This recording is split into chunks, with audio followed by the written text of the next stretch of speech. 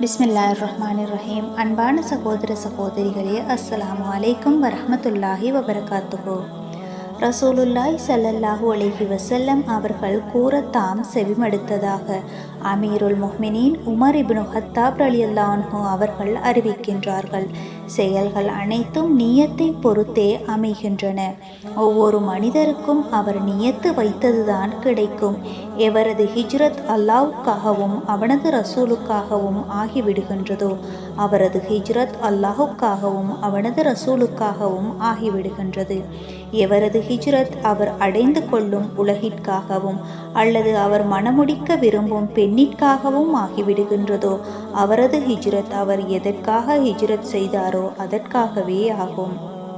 ஆதாரம் புகாரி, ஆதாரம் முஸ்லிம். வஸ்ஸலாம்.